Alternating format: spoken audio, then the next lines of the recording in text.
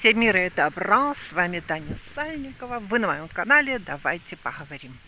У нас только-только прошел дождь, расскажу-ка я вам о дожде и о налогах. В одном древнем княжестве собирали много налогов, у всех ворот стояла стража и взимали пошлины с каждого, кто входил в город.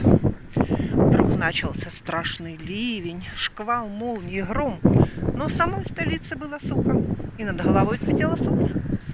Повсюду идет дождь. Почему же у нас в городе совсем нет? Спросил князь у советника.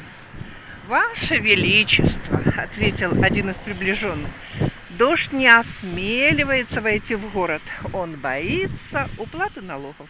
Смех, веселье ума, улыбка, веселье сердца, мира и добра. С вами была Таня Сальникова.